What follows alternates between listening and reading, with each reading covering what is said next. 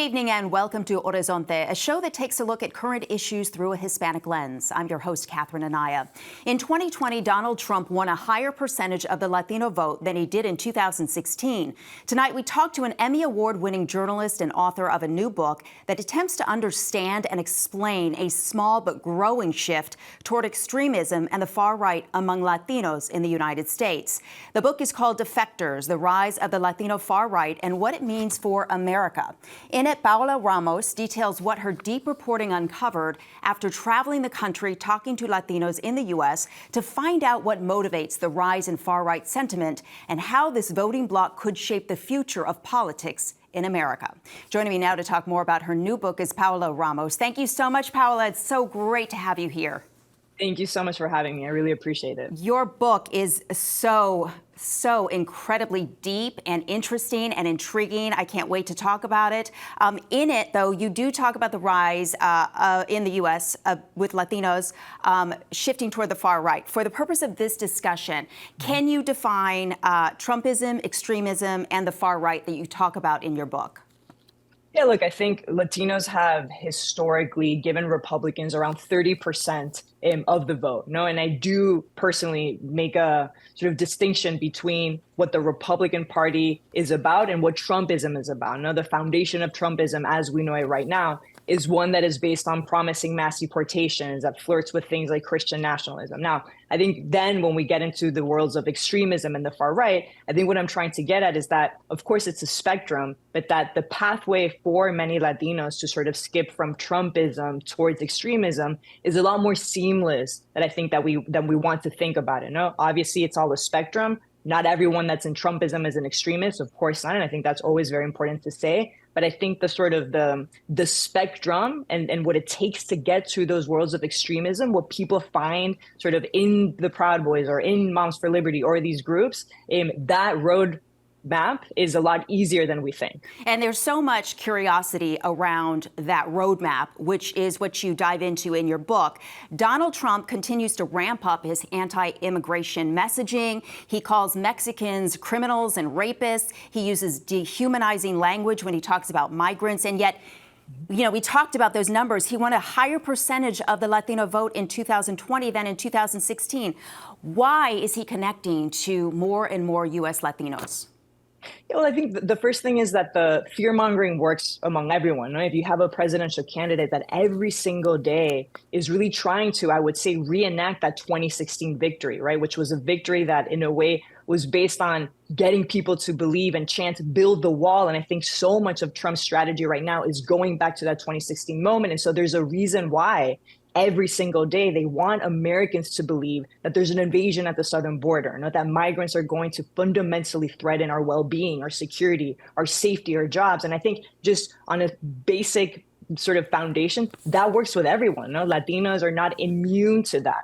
And then I think that if we take a step back and we even just understand the way that we've really evolved and changed and shifted as a community, we're so different from who we were 20 years ago. And right now, there's more Latinos that are more Americanized, assimilated, speak English, they're younger. So I think there is a section within us that simply doesn't resonate with sort of that immigrant story. So when Donald Trump says things like send them back, they don't see themselves reflected in the them. When Donald Trump sort of otherizes immigrants, they too sort of can feel that otherizing. Is I think there's just a lot of elements happening at the same time, and it comes down to this.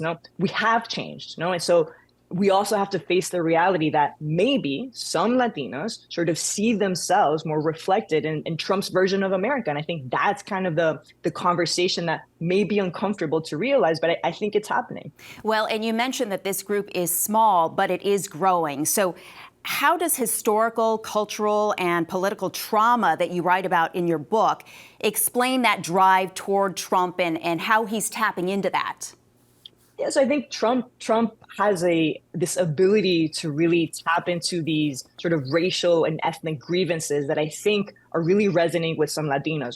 Sort of why he's even going to California to Coachella and has this confidence in talking to Latinos there, no? Or why Donald Trump has confidence in going to the Bronx and talking to Afro Latinos, no? Or why he goes to Texas and talking to Latinos there. I think it's because they know they can tap into this racial and ethnic grievance. Now, to understand that, I think we have to go back to history, no? We really have to understand sort of this racial baggage that we carry from Latin America to the United States. And by that, I mean a very complicated history with colonialism, no? Where the idea of colorism and internalized racism, and even the way that we as Latinos think about race and think about our own identity, all of that was shaped in Latin America. So I think the question is, how do we make sense of that in American politics? Now, how do we make sense also of the weight that colonialism had in sort of shaping our moral compass, the way that we think about the LGBTQ community? And then that sort of makes us think of, okay, what about Trump's sort of homophobic and anti-trans language resonates with some people? And then, of course, the other element that I talk about is the political trauma. We spend so much time talking about the impact that our families have had from fleeing communism or fascism or sort of unstable democracies in Latin America. But again, how does that manifest in politics? And so I think there's a tendency to believe that if you cast Donald Trump as a dictator, un caudillo, that's going to sort of scare away some Latinos. And the thing is, as everything, it's so much more complicated than that, right? Because of that history. Well, we're seeing it play out, obviously, right now. But what are your thoughts in terms of how this is going to impact the future of American politics? Look, I think what's interesting is that, and I've always believed this. I began my career in politics, and so much of what I was always told as a young Democratic staffer was that Latinos would be at the heart of the Democratic Party's multiracial, multi-ethnic coalition, and that precisely if this country were ever to face a candidate like Donald Trump, that is sort of using the language that he's using, that in this scenario, the sort of theory went that Latinos would sort of rise in these unprecedented numbers in the face of someone like Donald Trump. And so here we are sort of facing a Latino community that I think is sending us mixed messages, that appears to be more fractured than not. And so I think that has pretty big implications in just for every single American, for every pollster, every party, the idea that perhaps this community that was supposed to have this allegiance to the Democratic Party is telling us something else. And so I think that has implications for this election. It has implications for sort of our theory of what a 2045 majority minority country was supposed to look like. Yeah. Well, there are some people I've talked to, some political consultants who say, the Democratic Party just took the Latino vote for granted for far too long, and this is the result of that. Would you agree with that? And what does the Democratic Party need to do differently?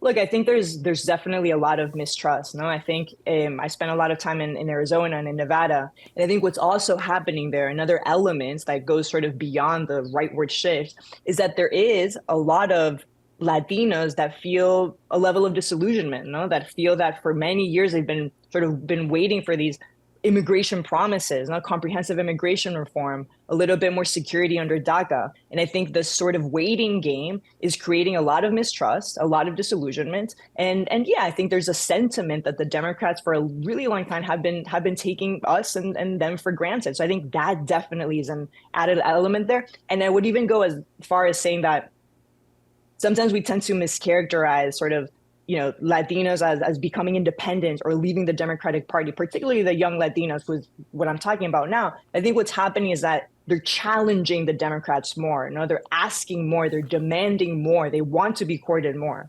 And that's a different thing. I'm glad you mentioned Arizona because I've also talked to some folks who say that, they believe Trump is building support among Latinos, especially here in Arizona, because, we're talking about Latinos who've had their immigration status legalized under past pro-immigration policies, who may see these new immigrants as competitors or who identify with the religious conservatism that, Trump talks about, particularly when it comes to abortion. Have you found that to be true? Absolutely. I think that's what's interesting, that there's so many Latinos that are sort of playing this us versus them game that I think Trump is really trying to tap into. It's sort of the ladder game. Once you make it up the ladder, once you're good, once you have your citizenship, then you don't necessarily want that for everyone else. And there's reasons to understand where that comes from. And there's many studies that have pointed to this idea that the Latino hate crimes are steadily rising, but they specifically rise when mainstream media focuses on the border and on the caravans and on the invasions, right? Because then you have mainstream America that isn't just targeting undocumented people, but just Latinos. And so I do think there's a tendency by some Latinos to really try and disassociate themselves from sort of those others and those immigrant stories, no? And really make the case that they belong in Trump's version of America and that in fact they're not them. So I think that's definitely an added element. And to your point, I think the religion is always a factor. And I think one of the things that I've noticed as I've been reporting is that these what used to be these safe spaces, these evangelical churches that gave people a lot of refuge and a lot of safety. I have seen the way that slowly more and more they become politicized. And that also, I think, has a lot to do with what we're seeing. Talk to me a little bit about the youth, because 1 out of every 5 U.S. Latino voters will be voting in their first presidential election in November. How does the young voter fit into this discussion? Is Trump connecting with them? And if so, why? I think what I'm noticing is that he's connecting with a lot of younger Latino men. There's something about his image. And again, this is still talking about a minority, but there is something about the image that he's presenting, this message of authority, of strongmanship, this message that I think resonates with some younger men that perhaps feel uncomfortable around the image of this changing America with changing gender norms and changing sort of gender dynamics. There's a reason that his message sort of resonates with them. But then I can't, I think of Arizona and I think of the incredible history that Arizona has of, from these anti-immigrant movements, creating a sort of new iteration of young Latino voters that precisely will maybe vote because of the anti-immigrant rhetoric. And I think Arizona is a perfect example of just how nuanced this conversation is, because yes, on the one hand, you may see Trump making inroads, but then what we know from the era of Joe Arpaio from SB 1070 is that also gave birth to a new generation of young leaders that will be voting with that in mind. Will be voting precisely because of Donald Trump's anti-immigrant rhetoric. And that story will look very different in Florida and it looks very different in Texas. But I think Arizona is the perfect example of how nuanced it is. Well, you did spend some time here, as you talked about, and you've traveled across the country talking to U.S. Latinos about this shift and why they made that shift, if they did. Were there any particular stories or one in particular that struck you and comes to the heart of everything that you're writing about in your book?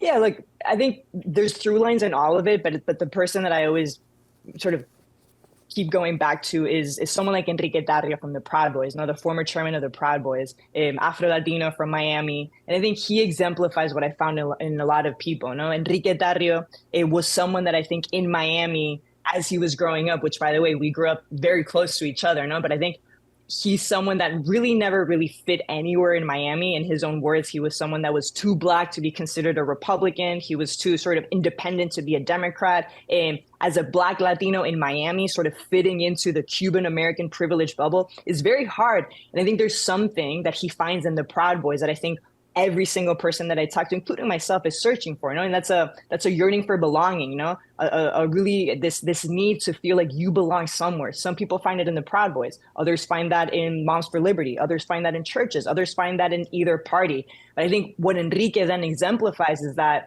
when sort of November 2020 comes and when Donald Trump loses the election, the Proud Boys break up with Enrique Tarrio. And that shows you just how tenuous sometimes these ideas of white power are, Who Enrique thought he was with the Proud Boys and what that white power and white nationalism gave him was very tenuous. And it was kind of this illusion. And so I think that sort of seems to be this through line in all of it. It's searching for this belonging. And I think we're all sort of collectively trying to make sense of who we are right now. It is so intriguing, and I'm so glad that you wrote this book, and I encourage everyone to read it. On a completely different note, I wanted to ask you, because your father, Jorge Ramos, just retired, and I'm just curious, and I'm sure a lot of our viewers are too, any plans for the two of you to collaborate? Because I can see, you bridging the gap between the older and the younger person.